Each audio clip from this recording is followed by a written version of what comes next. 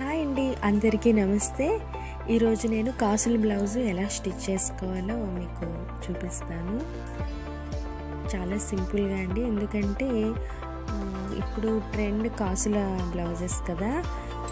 అది ఏంటంటే వర్క్ చేస్తే 3000 4000 అలా అవుతుంది. ఎందుకండి మనమే చేసుకుందాం ఇంట్లో, ఈజీగా తక్కువలోనే అయిపోతుంది. ఇదిగోండి, దీనికి నేను ఇలా కాసుల హారం తీసుకున్నాను. ఎప్పుడైనా కాసుల హారం మాత్రమే తీసుకోండి, సపరేట్గా దొరుకుతాయి, అలా వద్దు. అలా అయితే అవి క్వాలిటీ అంత బాగోదండి. ఇదైతే 1 గ్రామ్ జ్యువెలరీలో వస్తుంది. వాష్ చేసుకున్న బ్లౌజ్ ఎప్పుడైనా మనం ఏమవ్వదు, నీట్గా ఉంటుంది. కాసులు కలర్ షేడ్ అవ్వవు. దీనికి నేను సన్నగా ఉండే గోల్డ్ పైపింగ్ లేస్ అన్నమాట అది.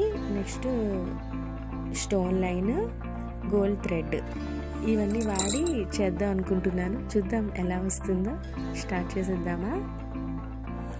చూడండి, ఇలా స్టోన్ లైన్ ఒక 2 లైన్స్ ఉంటుండగా మనం కట్ చేసేయాలండి.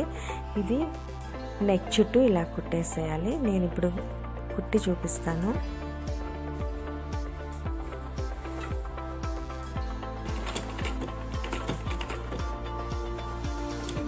ఇలా కొంచెం మెల్లగా స్టిచ్చింగ్ చేసుకోవాలి, ఎందుకంటే సూది మళ్ళీ విరిగిపోయే ఛాన్స్ ఉంటుంది.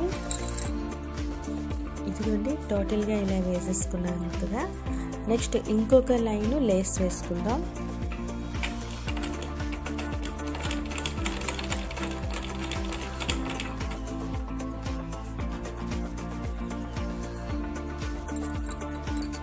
ఈ ఫెవి గ్లూ గమ్తో ఇవన్నీ 1 by 1 అంటించేయాలి.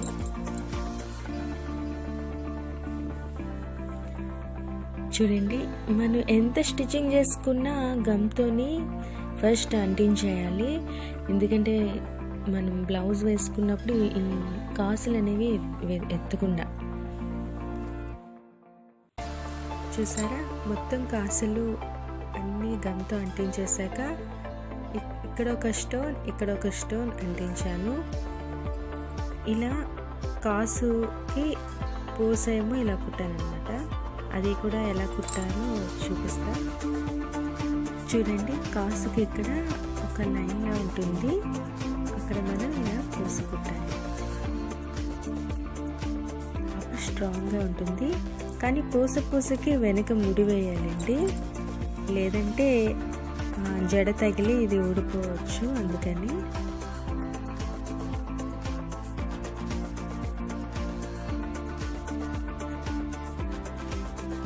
చేతికి నేను సింపుల్గానే ఇచ్చానండి, ఎందుకంటే గోల్డ్ బార్డర్ ఉంది. ఇంకా మనం ఎక్కువగా కాసులు పడితే ఇబ్బందిగా ఉంటుంది. నాకైతే ఎక్కువ హెవీ వర్క్స్ నచ్చవండి. వీలైనంత వరకు సింపుల్గా అట్రాక్టివ్గా ఉండాలని చూస్తాను. అందుకే చేతికి నేను only single line stone line ఇచ్చాను, కాసులు అవి ఇచ్చాను. అయితే సారీ లెమన్ ఎల్లో, దీంతో లైట్గా ఇక్కడ డిజైన్ చేస్తాను.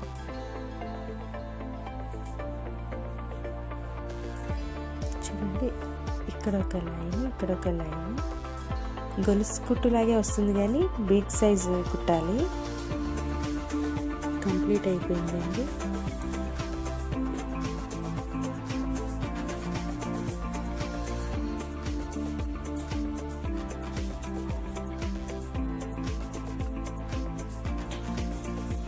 Thanks for watching.